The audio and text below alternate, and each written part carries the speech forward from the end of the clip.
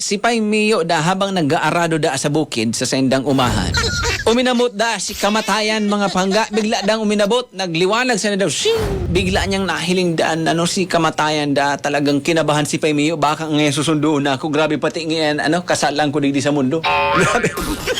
Dadarahon na ako sa sayang purgatorio hanggang sa makadiretso na ako duman sa imperno. Ayaw masa. Sabi da ni kamatayan, Pay Mio, nagdigdi ako, tangani na sundoon ka. Susundoon si Pay Mio, mayo man service. Kung yan na si Pay Mio da, takabadong maray, habo niyan na mapaduman sa dagat-dagatang apoy kang impyerno. Dawa si sa imang baga, maski ako, habo ko man dyan. Piglibang-libang niya damo na si kamatayan. Takani maglawig-lawig pa man ang buhay ni Pay Mio. Nilibang-libang niya. Sabi niya, ay, kamatayan, may pagkatrabaho pa kaya ako eh. Agarado pa ka sa uma. Matanong akong paro eh. Ano daw kamatayan kung mauli-uli mo na kita duman sa harong? Duman mo na kita. Irimbitaran ta ka man baga. Makaabot ka man lamang sa harong. Nagtugot si kamatayan. O sige, dumang kita sa harong nindo. No, to na, patuyatoy suduwa. Kaskaso. Sobrang kaskas kan dalaga ni Pay Mio dahil nagpabukod kay kamatayan. Nagdudukot na ang bulbulan sa lusbutan niya sa sobrang kaskas kan dalagan. Pag-abot sa harong, inistimar pa ni Pay Mio si kamatayan. Tinimplahan da ang kape. Sabi niya, kamatayan, may kape digdi. Anong gusto mo? Black coffee. May kunyan digdi. May gatas. Mamili ka tabi kamatayan. Pilat home. Pinaduyan pa da. May duyan da duman. Pinaduyan pa da si kamatayan ni Pay Mio. Nilagan pa da ang ventilador. Nakatutok pa da ang diyo ki kamatayan sa ventilador mga pangga. Relax na siya. Baga daw na swerte ni Pay Mio mga tuga. Napaturog daw ito si kamatayan. Napaturog.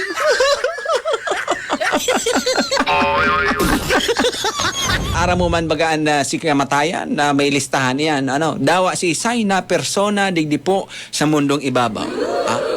May listahan iyan si kamatayan. Pasunod-sunod yan. Kung bako yan alphabetical. Kung isay an na enot yan kukunon. Halimbawa ngaya makisig. Di man lugod mangyari. Halimbawa man sana. Halimbawa, Jamison. Pasunod-sunod iyan mga pangga. Nasa inutan da si Pay Mio kan listahan ni kamatayan. Talagang nanginginutan siya na schedule ngunyan na aldaw na kukuno na. No. Sabi da ni kamatayan, yaong ka Pay Mio, sasakuyan pinaka primerong listahan, ikat pati ang number 1 ka. Ikaw mo nanginginuton ko. Tapos napaturog daw ito si kamatayan mga pangga duman sa duyan. Ngunyan, si Pay Mio da talagang suwetik man talaga. Itong listahan ni kamatayan, inikit.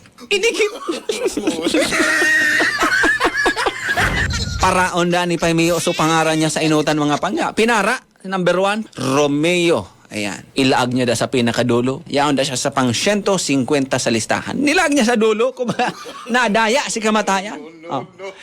Ibinalik niya na paluhay-luhay, so listahan ni kamatayan, binalik niya.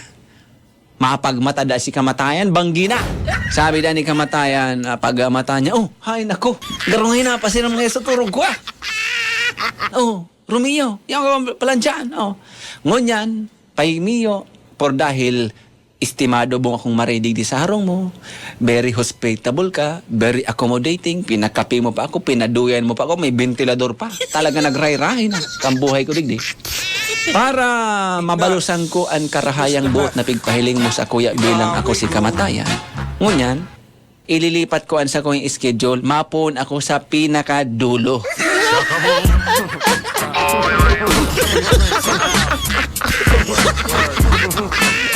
Por dahil grabe ang estimar mo sa kuya, maray-rayan sa imong buot, asin mabuotong ka, mapon ako sa pinakadulo.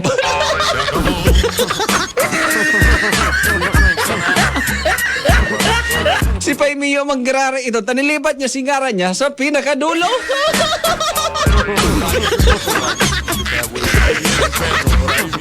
Yan ang pigsasabing, sa mga madaya, nadadaya man.